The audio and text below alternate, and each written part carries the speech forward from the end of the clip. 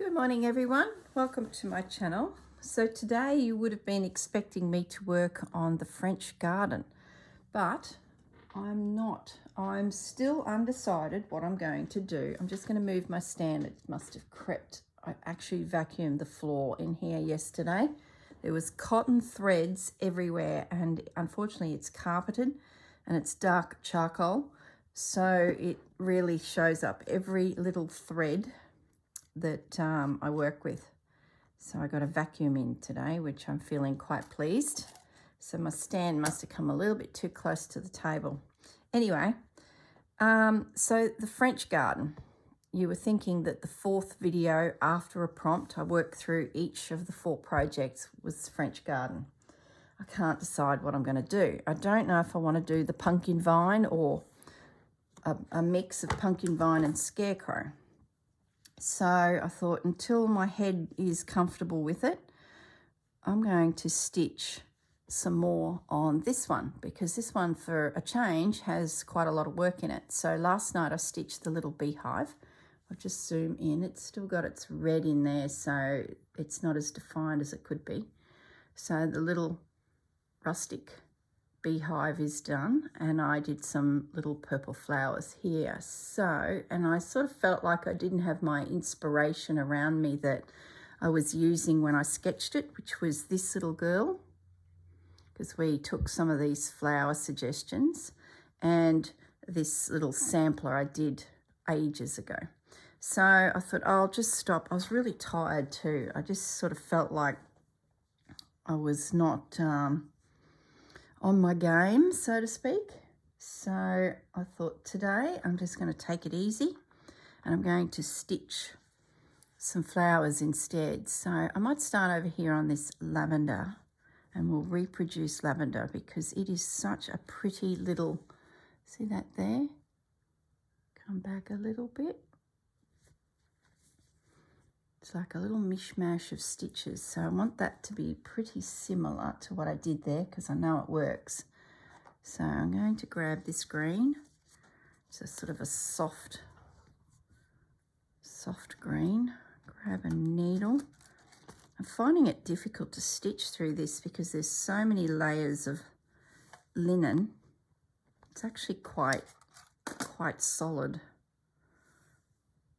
So it was a little bit annoying, but anyway, one must suffer for their craft. So let's give this a bit of a go. I don't know how much we'll get done because I have some books just sitting there that I'm thinking of using for my French garden, and there's some images in there that I sort of want to have a flip through with you guys and try and nut out a bit of a plan. You know, I want to do a scarecrow at the end of the day. That was like, oh yep, something different. I've already done a little pumpkin and I can combine pumpkin and scarecrow. So it turns out that that's probably not a bad idea. But is a scarecrow elegant enough for the French garden? So I've been on Pinterest looking for lace scarecrows and they all look really creepy, like they're half dead, nearly out of a Halloween costume. So that didn't help. And then I started thinking, well, maybe scarecrows can't be elegant. They're just creepy old looking things. So yeah, I just can't work out if my piece would look good with a scarecrow, basically. I have a fantastic pattern that I know I could use the red tones on, and I'm pretty sure it'd be okay, but I just have that little bit of hesitation. Hence why I got out of bed this morning to film this video, which would have been that piece. And I don't know, I was making my coffee and I'm thinking, oh, I'm not convinced. I think I just need one more day to percolate on it and just sort of think it through. So I went looking through all my pattern books again because when I first started quilting, I was doing farmy type theme things. I think it's because I'd only recently married and left the farm, so it was very much part of my existence for so long, and then suddenly I was in the big smoke. So most of my quilts were along those sort of tones, those browns and reds and ochres and things like that. And then because quilting became quite boring quite quickly for me, I was appliquing on top of them. So I was forever buying applique patterns or those magazines that have lots of projects in them. And then I could, anything that was farm related, I was grabbing it and incorporating it into quilts. So I know I have somewhere probably a really good pumpkin picture, which I haven't yet found. So I do need to still keep digging for that. But I did quickly find this morning a scarecrow. And then I thought, well, do I want a scarecrow? So with this lavender, it's a real scattered little green stem. It's not a typical straight line stem. You do get a lot of stitches at the base of the lavender, but the actual stems of lavender, you only want a couple little itty bitty stitches. So you can see how I've just skipped around. The rest is purple and the white, but I'm going to come down to the bottom now, and it's quite thick at the bottom. And it looks like I used a lazy daisy stitch to get quite broad strokes. So I'll just use the rest of my thread, and it's all connected.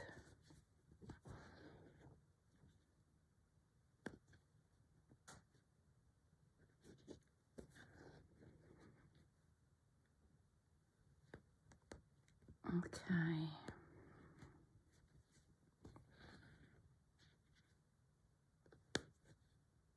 That's pretty good. So I'm just filling the baseline up with lazy daisy stitches that are reasonably close together, just to get that impression that there's this nice lavender bush there and these sprigs of flowers have scooted up from it.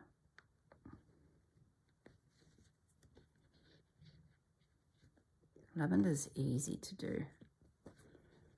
It's a really simple, pretty flower. And technically it's a herb, so we could have lavender in our garden with the veggies. Companion planting, where they plant plants in amongst vegetables to help with pest control. That's a very interesting science. I know marigolds I once tried in my veggie patch. I have a very small veggie patch.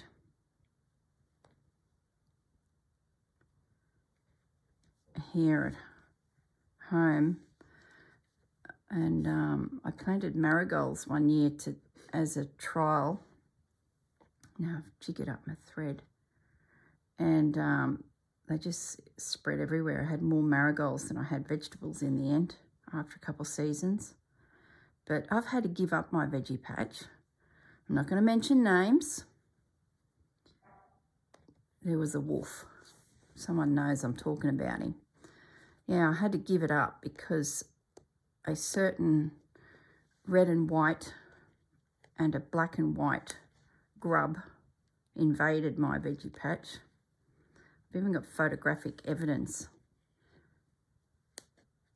I've got one raised garden bed completely dedicated to strawberries, and over the years it's extended through the whole bed, bar a rosemary bush that's at the end. Have I missed a thread? Nope. So there's a big rosemary bush in there, and then the strawberries each year just throw their runners and expand and span, so it's thick. So this year we were in for a bumper crop. And I could see all the flowers and they were coming on beautifully, and they just were just disappearing. And I thought, oh, I must have a possum or a bird that's coming in and grabbing them, probably 3 days before they're due to be picked. So I said to my husband, you know, I might have to consider, so I'm looking for a little purple now that'll work. I might have to, you know, put a cover or just something to help keep whatever it is away from the strawberries. I will put 2 photos at the end of the video that will show you who was eating my strawberries. The first photo is the animals not realizing that I'm standing in the laundry, having just spotted them. And I took a photo of them in the act. What's the saying for us? Red-handed? Just splitting a thread, hang on. Cut thread in my mouth. I caught them red-handed, so let's say red-pawed. And then the second photo, I tapped the glass with my knuckle. I just tap, tap, tap, tap, just enough for them to hear and look up, and took the second photo. So yeah, needless to say, I did not get one strawberry. And have a look at the strawberries. They are spectacular. Well, not that you can't see any fruit because black and white grub and red and white grub are in there doing their dirty deeds. How did I do those little? Okay, so they're just little stroke stitches. Just a stitch. It's not a lazy daisy. It's not. It's just a little stitch. 3 little stitches side by side on the lower sections, just so you get a little bit of bulk. I might try and zoom in. I hope I don't go off camera. It's so tricky filming and keeping on camera. So please bear with us all when we're trying to show you what we're up to.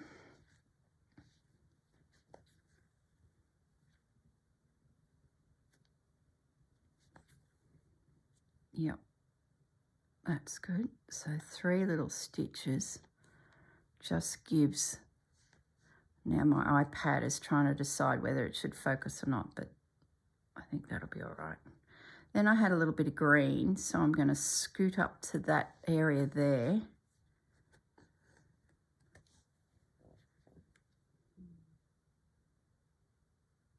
And rethread my needle because it came unthreaded. And put in another couple little stitches. Whether I can fit 3 in, I probably can't. Ow, just went straight into my thumb.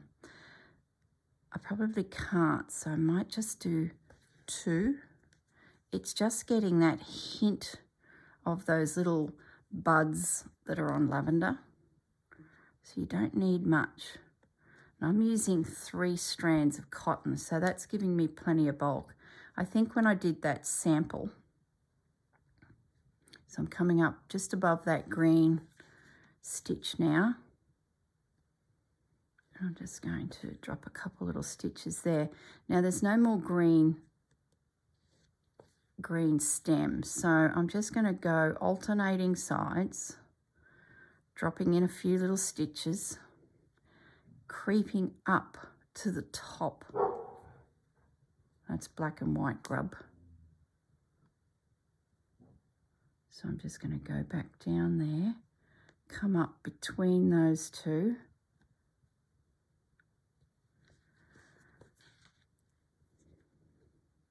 And drop another 2 in, because we're now at the top of the lavender sprig, the bit we tend to cut off the plant and bring inside, that bit. This is only a little guy on the side of the bush, so we don't need to go crazy with our stitches.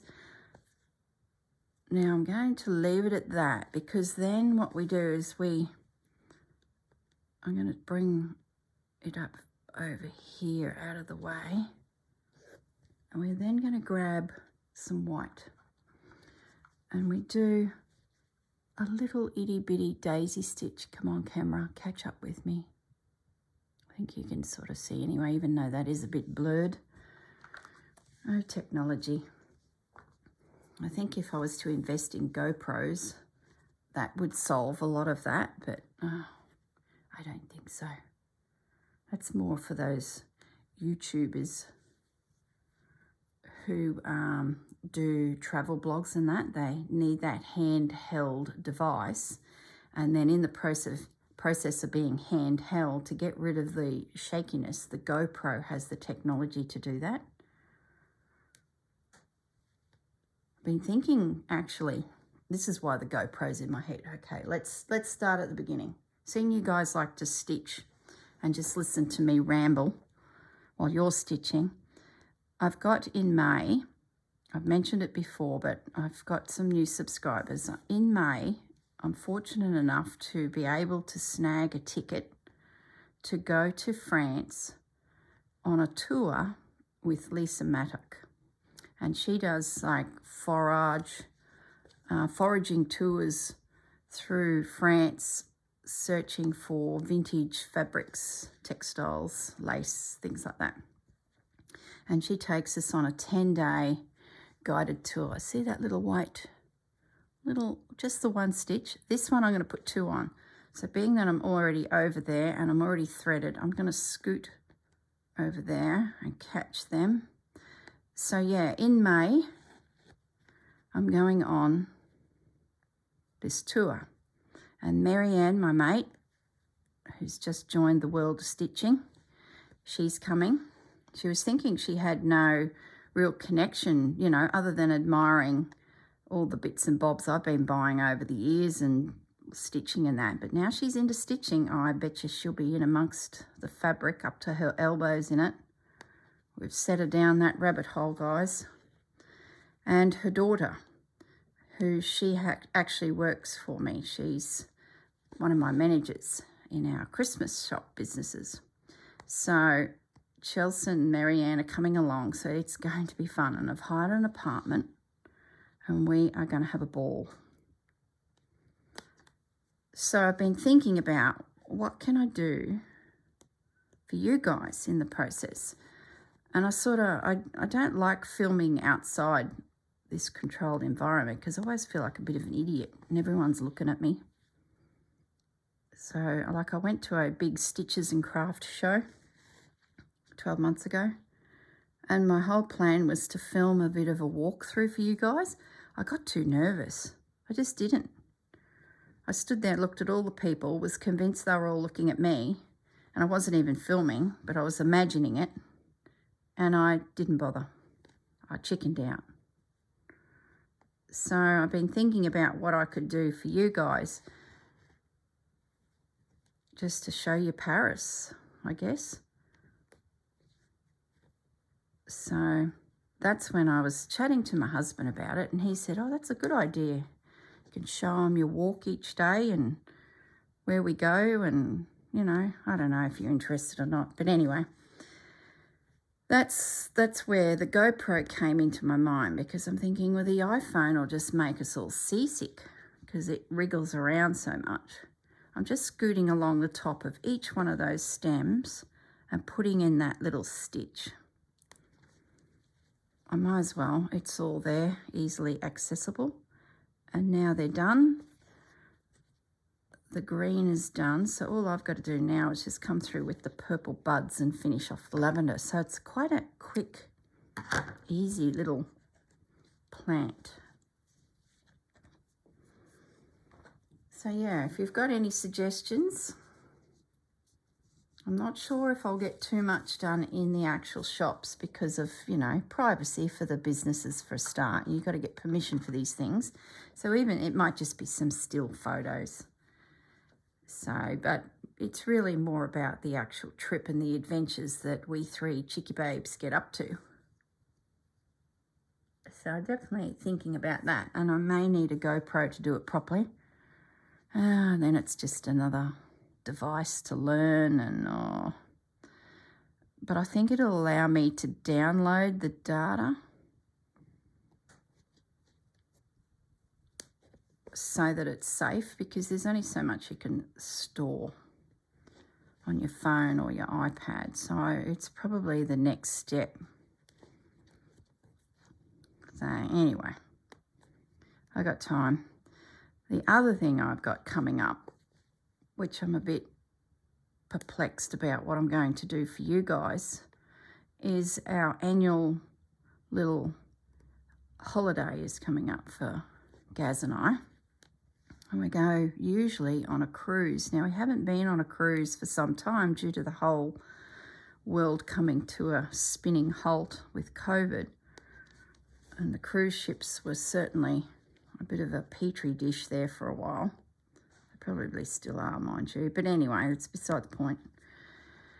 We are going on a cruise ship. It's new for our city. It's a really big boat. Like, it's a bit special. We've been going on the old P&O boats for years, but now we've got this really big one coming. I think it's Ovation of the Seas. So it's a little bit exciting for the whole city. So we jumped on a New Zealand 13-day cruise out of Brisbane. Gosh, if anyone watching is going on that cruise, for goodness sakes, reach out to me, because my next dilemma is, firstly, what do I do for you guys while I'm away gallivanting across the oceans? And what the hang do I do while I'm on this bloomin' boat, bored out of my brains, missing my craft room? You see where I'm heading with this. How much of the craft room do I pack? I'm a shocker. I know the last cruise I went on, which would probably be 2019, I was right into crocheting. I couldn't just take a project. I took an assortment of yarn in case for some reason I needed to change my project, that I had yarn, and I knew where all the spotlight stores were in New Zealand. So if there was an emergency, I could, what an idiot, I could purchase if I needed to. Crazy. And the one, I don't know what town it was, Dunedin, I think. I'm not sure, but I could see the spotlight sort of from the boat, but I didn't need it. I was fine. I had, 40 yarns with me of different assortments. So my question is, A, what can I film for you guys in the meantime to keep you all occupied, or are you happy enough for me just to disappear into the high seas and leave you all in peace for 13 days? Because I really have so much work on my hands. Oh my goodness, this needlework. I had a look at my calendar and I'm actually going to miss one of the prompts. So when I get back, my work is going to be really cut out for me. I don't really want to put a paper project up because my whole table is bathed in fabrics, laces and threads. So to tidy all that up, to do a paper project just for you guys to watch, I don't know. So that's my first quandary. Are you guys happy enough for me just to give you guys a break, and I guess myself a break? But then what do I do on the boat? I need to come up with a project that doesn't require a heap of fabric, lace, trims. I can start the ball rolling with you guys before I go and then report back with my outcome. And I'm thinking along the lines of Japanese boro stitch. Ow. Oh, goodness me. Now I've got a finger that's got a puncture. So yeah, I'm thinking along the lines of Japanese boro stitch because I don't need to take much. I can take a small selection of fabric because you don't need a lot. And thread will be really simple. So that's what I'm thinking of. And I tell you what I've got in the back of my mind at the moment. I don't know if I can see it up there on my bench of maybe projects. No, I can't. I'm sure we'll talk more about it in the coming videos, but it's a rice bag. I've got a pattern. I bought a pattern on Etsy. And it's a piece of stitched work, so that'll keep me busy. And then it's made into a drawstring bag. So you would put your project in the center, draw it up, and then when you get to your destination, you release the drawstring and your bag opens out flat and your work is sitting inside. So that's what I've got as one idea.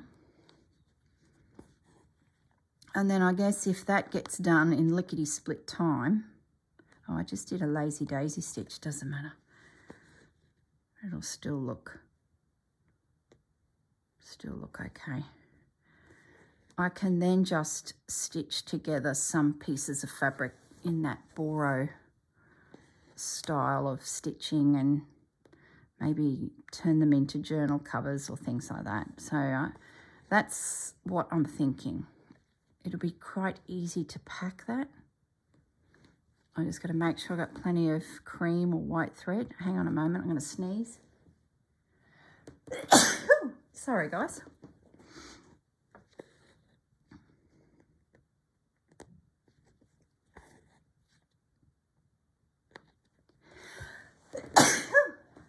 Sorry, guys. Something's got my nose. Must be some little fibres coming out of this vintage doily that have tickled my nose.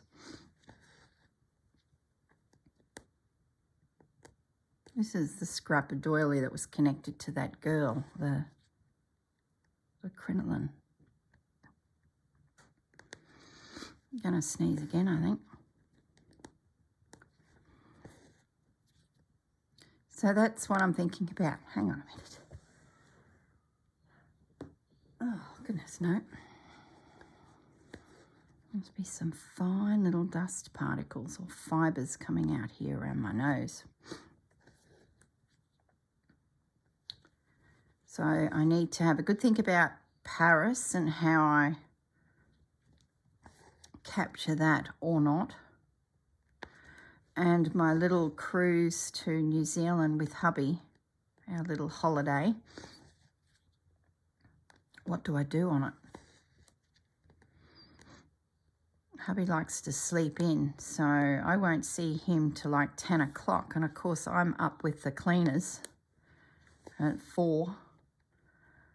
And I like to sit somewhere quiet, have a lovely coffee and maybe some baked goods, allegedly, and stitch with the sunrise.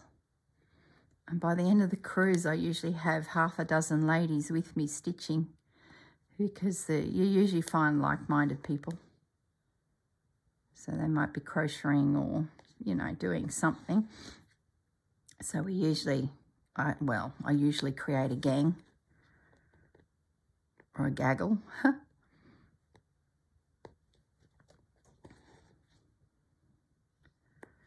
So I need a little project for that. Okay, now I'm coming up the last little lavender sprig and I'll finish him off. Then I'm actually going to stop the video and I'm going to iron I'm going to iron that lavender so that we can see it clearly without the red. And then I'll be back and we'll start something else. It's such an easy little flower that you can add to your little gardens. I have to get some into the French garden,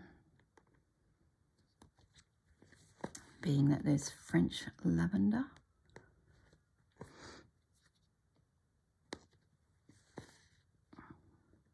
Okay, last couple little stitches. It's quite a random little stitchy flower. Don't even think that's a word. Like little buds. I think. Oh no, there's one more.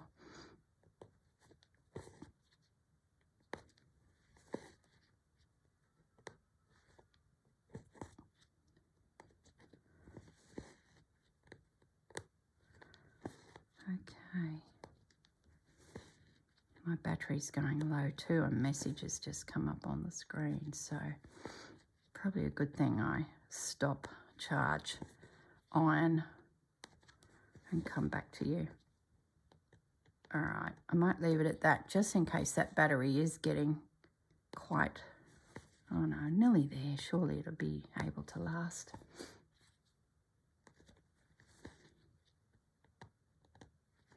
Just some little buds.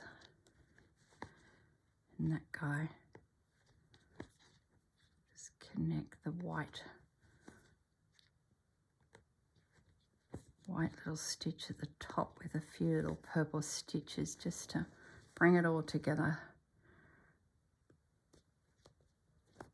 Alrighty, so that's our lavender done. Lovely. All right, I need to stand up to get to the phone, to the iPad. All right, guys, I will see you in a moment.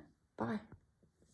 Hello, everyone. I'm back. Turned out my iPad was very, very flat, so it had to go on to charge. So it's been about 20 minutes, and I kept stitching along just to sort of set us up on the next few flowers.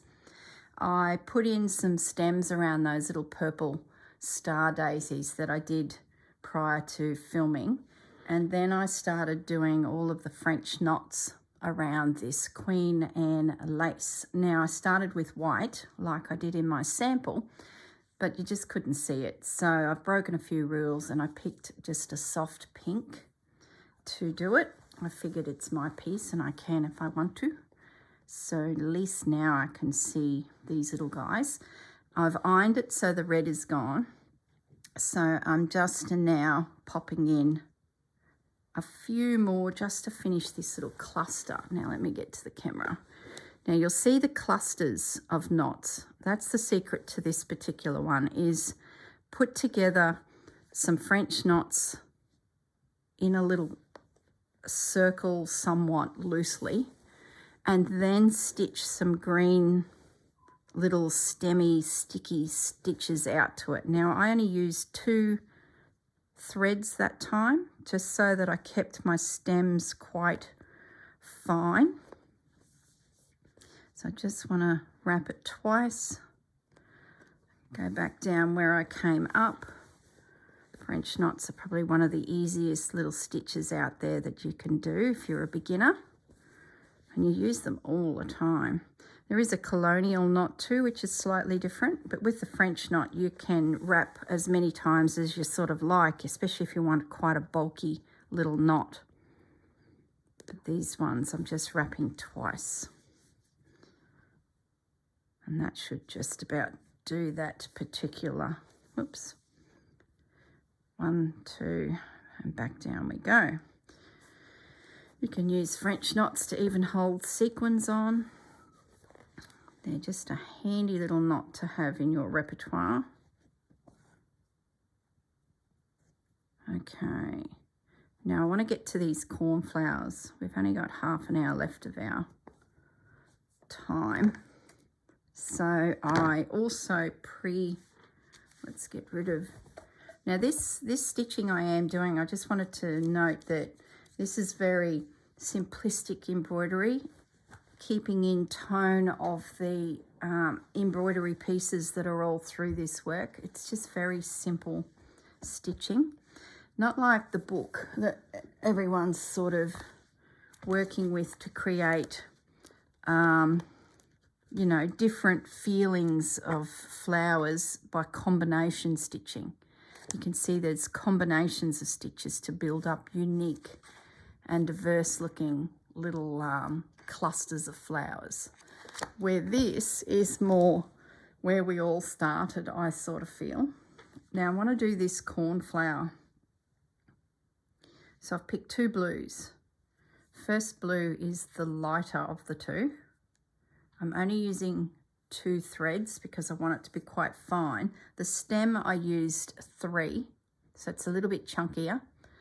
And I then did a couple little stitches just at the base of each flower, because there's like this little green, there'd be a name for it, that the flower actually comes out of, like it's a pod that this flower comes out of. Now this is a tricky little flower because we've got to get this lineal line happening. See in the blue, the dark blue, there's this cross. We've got to get that in position first. So you sort of have to forget you're doing a flower and just focus on getting the lines. Oh, have I got a knot? Yes, I do, but not big enough. Okay, let's go again. Starting in the middle. Have I used the dark one first? No? So I've chosen 826 and 311.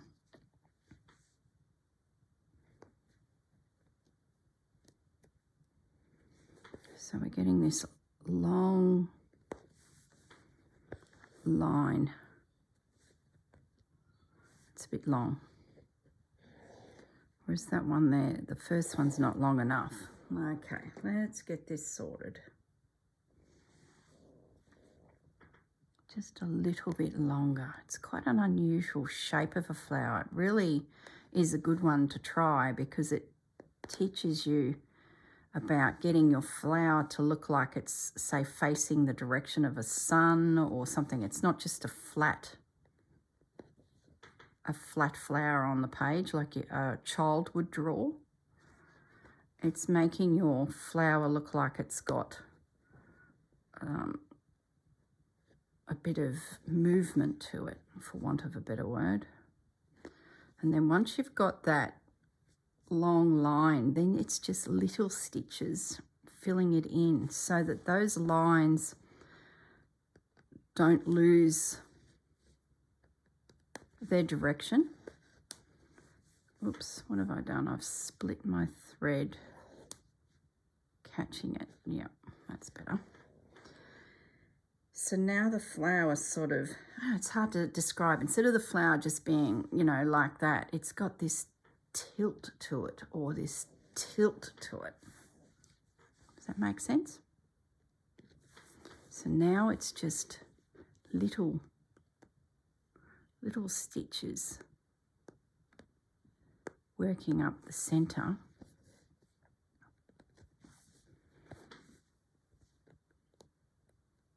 It's a good little flower, this one. And then you come through with the dark stitch to just reinforce those lines. But any little stitches or any additional stitches have to be just tiny. Otherwise you lose the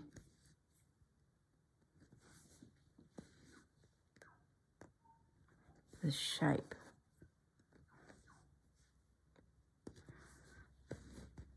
And if you're unsure if your stitch is the right stitch, you can always just bring your needle up. I just did it then without even thinking. And lay the thread down just to make sure you've still got that unusual shape of the flower.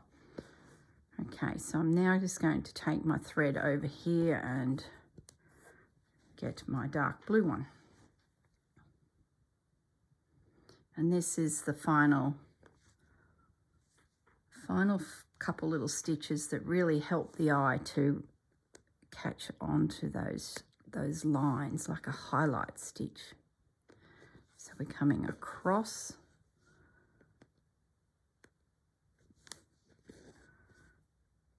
And then we'll do just a couple, just to put a little detail into our flower. I come up there.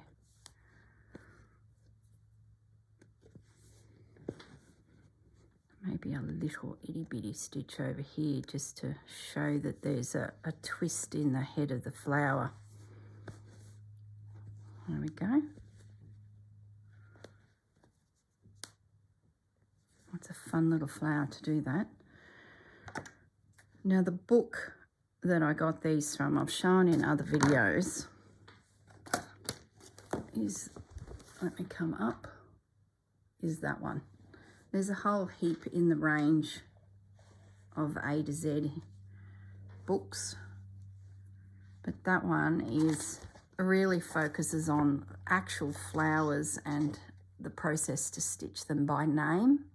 So you're sort of learning something as you go, where the Foolproof embroidery book is more of an abstract study of flowers. There was another thing I thought of doing on the cruise, is just taking the abstract Foolproof book with me and just playing with flowers, just stitching. But when you start looking at all the materials they use, all the threads, I actually would need to pack quite a lot of threads. I thought, oh, here we go. I'll end up wanting a wool, or I'll want a ribbon and I won't have it with me, a certain colour. And yeah, I thought, oh, I could just see a massive pack of threads coming. So once again, I'm just working this unusual little shape. See how it's like it's chasing the sun. That one there I did a lot of stitches in, so I probably lost the shape of it a little. So I'm just going to back off with the stitches and just do a few of the blue. Yeah, it's not as open, this flower. It's not helping that the red pen is still in the background, so it's sort of muddying the waters. I've got my iron on over there, so I can just quickly jump up and iron it so that you guys can see. Probably didn't need to cut that. I could have scooted across to another cornflower nearby, but anyway, it's done.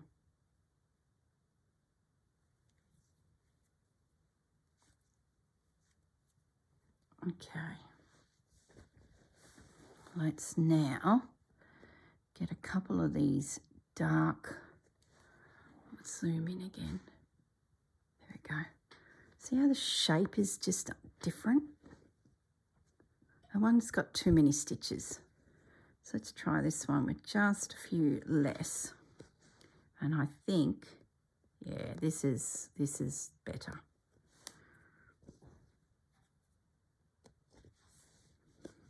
I'm not going to undo that first one because I think it still works. The flower is just a little bit more open. So this one's not as muddy with stitches.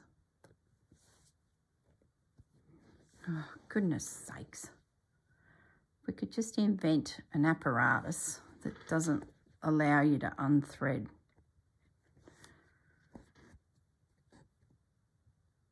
Okay, yeah, this one's really good. Okay, I will end that off because it's sort of the second colour. You want your base colour in first. So let's snip that away. I feel like I'm rushing. Why am I rushing? We've got plenty of time. I think we used 2. Whoops. I know why I feel like I'm rushing. I've had my coffee and I can feel it going through my system. So I feel a bit racy. Okay. Now we've got another little guy down the bottom here. So let's get those straight stitches in first. Let's set our direction.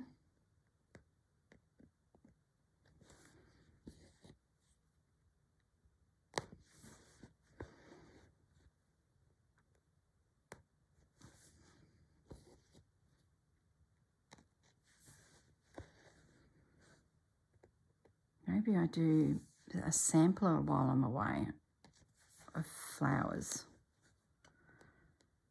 Just simple, quick, while I'm waiting for hubby to get out of bed, flowers. It's a really good way of learning new stitches. You're sort of not making anything in particular. You're just stitching a flower. And the fact that it is something realistic is a lot of fun because it's sort of, you really, see that stitch has got a bit wayward there. He's not pointing to the center properly. I'm going to pull him out because he could throw off the whole shape. The moment I started talking, I lost.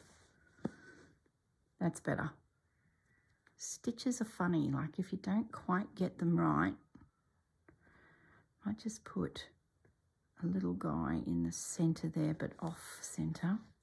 Then I'm going to leave it at that. Have I got any more? I might leave it at just the 3 cornflowers.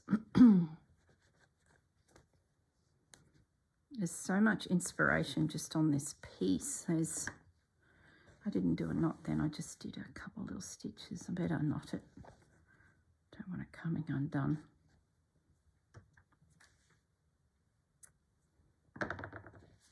Now we need some dark thread. I've only got one thread left, so what I'll do is I'll double it over because I need it to be double, and I'll just knot the 2 together down the bottom. That'll get me my 2 strands, just using the 1 thread, and it's the last little scrap anyway. And now I'm just going to pop a couple little dark blue stitches in there just to help with that.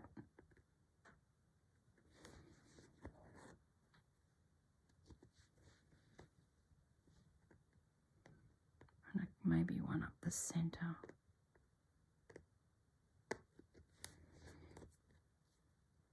Great, done.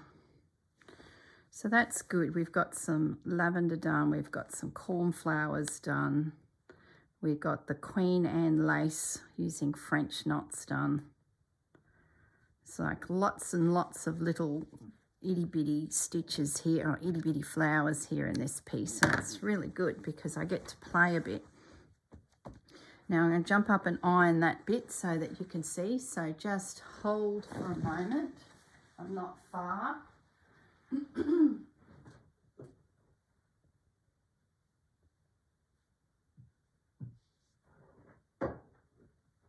Okay. Gee, it makes a difference when you get rid of the red. There they are. Little cornflowers. I can still see a little bit of red there, but that's pretty good. So now I'll have a look at some form of foliage in here just to build them back into the picture a bit. So I'm going to put those cottons away before I get too much of a mess. Then I just want to bring into shot a couple books that I found when I was looking for pumpkins and scarecrows and all of that palaver for the French garden. So I'll just keep my inspiration for this piece nearby. Okay, so the first thing I found was this. So I'm now thinking through, oh, I also want to show you this, and I better zoom up. You may have noticed that was on my finger, a little silicone needle. I got a pack of, I think, 10 or 12 online. So if you type in silicone thimble, you'll find them. I think it was on Amazon. I just can't remember. They're fantastic. If I can't handle the metal ones or the ceramic ones, the metal needle and the metal thimble clinking together just, oh, grinds my teeth. So when I found these little silicone ones, they're really good. And I tend not to use them all the time. I just go to a point where I start to get a sore finger or an injury, which I've got at the moment. I start working with these because they can be, I'll keep that one out, they can be a little hot on your fingers. So you've got to be a little bit careful. The last thing you want is to develop a bit of an infection around your nail because of the heat generated by sitting in a little thimble. And they eventually do split. Like when you're using a bead needle, you eventually do break it. But just turn it around. I just keep going until the thing disintegrates. So, scarecrow. This is my scarecrow I'm considering adding to my piece. But I will reduce him in size somewhat because he doesn't need to be as big as that. He's pretty cute. I'm going to zoom up a bit more just so you can see. He's pretty darn cute. And I'm thinking of using lace. Yeah, I'm going to do him. I was worried he was too, I don't know, too Aussie. I don't know, not French enough. But I'm going to do him.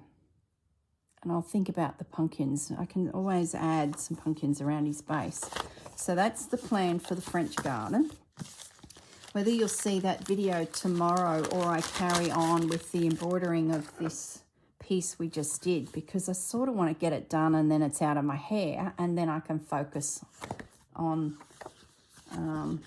the next one. I found this book, Hatched and Patched. And in here was a vegetable patch. So, I don't know, I thought I'd just show you in case you guys may have it in your stash and have forgotten about it. I love that. And that's what caught my eye. I'm tempted to work her into my French garden. So she's there, but not there, if you know what I mean. You'd have to be looking hard, and then there she is. So I'm actually going to do a photocopy of that pattern and just pop it in my box. I wouldn't do the tree because that sort of is not right, but look at that. Just a line of flowers somewhere. It might be a good fill image as we start to join all of the prompts together to sort of make some form of sense. So that caught my eye, so that will be added. But then there was all sorts of random little shapes and patterns in here that I thought were rather cute. Look at the birdhouse. Gosh, if only I'd found this book on day one. Look at the girls. Ladies in the garden. See, that's another idea that could easily be worked in. A sprinkler in the garden. It's very clever. It makes up a whole quilt. So I will be taking and just that one there, sitting in the garden and enjoying it. How gorgeous. Whether I can fit it into that big piece, I don't know, but I'm going to just grab a couple copies out of this because it'd be lovely. And I've never made that quilt. It's one of those books, you know, the ones you buy and don't actually use. Polka Dot Girls. This was another one. It's not really suited to what I'm doing, but there was this woman sitting in the garden doing stitching. I thought, oh, that's got a bit of this beautiful French garden, and here she is sitting and stitching. So that also caught my eye. But look at the gate. How cute is that? Like, I didn't even have to reinvent the wheel. I could have just used some patterns I already own that I've never stitched. Look at it, it's pristine. Girls in the garden. Having tea in your garden. Look at the birdhouse. So, yeah, I'm going to just, this looks such a big project. I'm going to just have a flip through these. Look at them. She's been trimming the garden. The cat's there. She's got a visitor having a cup of tea and they're leaning over the fence. Friends in the garden. Anyway, I'm getting a bit sidetracked. Let me just pop that back into there. They're just images that sort of, you know, made me think of my French piece. And I thought, oh, I better get some pictures in amongst my plan of attack, because who knows what the prompts are coming up, so they may just work. Now this one, I've noticed there's quite a few Aussie girls that are stitching Australian plants, and I found this in my stash. So for those of you that are wanting to do a real Australian twist to it, this is a gorgeous book. I remember back in the day, now I don't know when this book was printed, but I remember stitching some of these. 1994. I remember stitching them. I cannot find the pieces. They're on a table runner. But there's some gorgeous, look at, wattle. Isn't wattle just gorgeous? Look at that bottom one with all the bullion knots as the leaves and then the little French knots as the wattle. It's all about the shape and the movement. It's getting the curve. That just convinces your eye when you glance at that it's wattle. Bluebells. Oh, look at that. Can you see? Look at that. There's bullion stitches to create the shape of the petal. Then they've satin stitched between the bullion stitches. Oh boy, next level stuff this is. This is what I mean by having that shaped so that you look like your flowers looking up at the sun or tilted towards the sun. That's what those cornflowers make you do. It helps you to get movement in your flowers, so it's just not a childlike drawing. Very clever. Even just flowers that are buds, leaves with buds. Where's those cornflowers? Oh, sorry, sidetracked. Oh, look at that. Isn't that stunning? Oh, this lady's good. Is a lady or a gentleman? Annette Rich. She's good.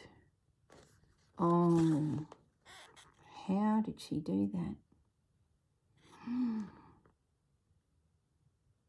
I don't think my attention span would allow me to do that. Look at it. Geraldton wax. How did she do the edge of that flower? Bluebells. Geraldton wax. What's the edge?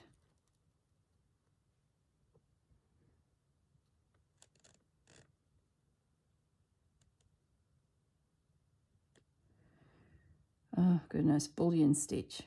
So she's used long bullion stitches to create the edge to the petals and then satin stitched internally. Oh my goodness.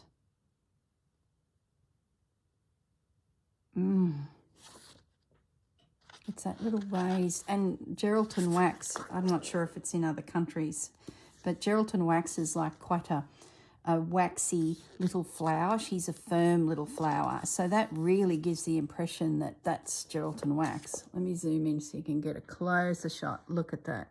She's used a pearlized thread, so it gives you that shimmer. That's a bit special. All right, let's keep going. You guys are getting a real taste of our Australian flowers here. Waratah. Oh, bullion stitch heaven. You'd want to like doing bullion stitch to do that. That whole flower is stitched in bullion stitch. This is the essence of wildflowers in our country. This is what we see. Oh boy, oh boy.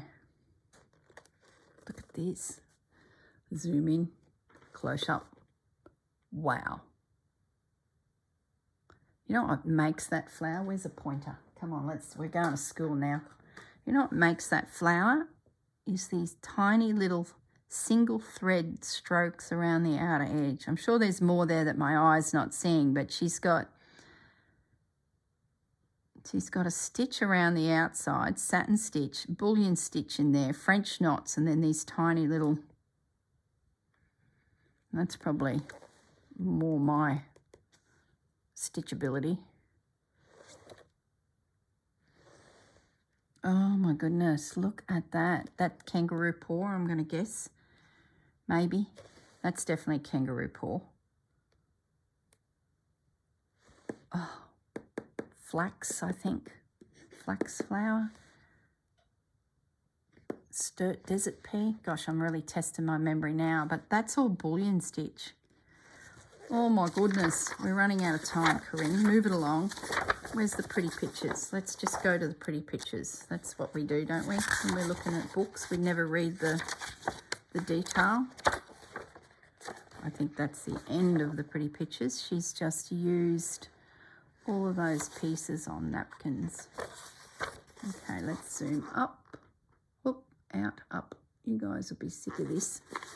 How did I get so distracted? I knew I wanted to leave about 10 minutes at the end of this book to try, at the end of this video, to go down a rabbit hole of flowers.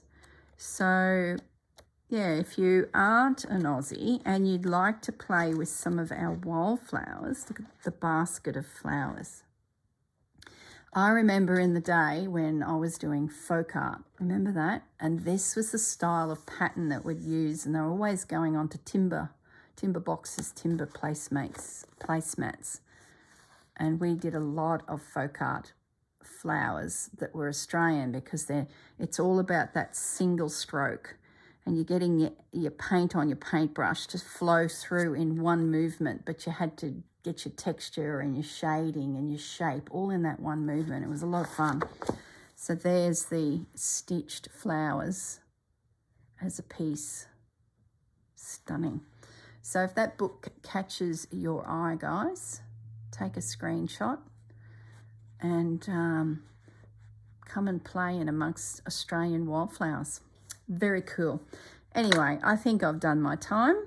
I need to start narrowing down what I'm going to do for my French garden. I think I've got a plan now, and I'm game to have a go at a scarecrow. But in the meantime, I think I will be back tomorrow with a little bit more of this guy, because I've sort of hopped in here and I'm enjoying it, and I want to get onto it. So tomorrow's video, we'll work on the wheat. We'll have a play with these hollyhock and work out what they did there for those. And I love this layered flower, which I think I sketched in here. That's another one where we explore where petals lay to get the shape. Yeah, okay.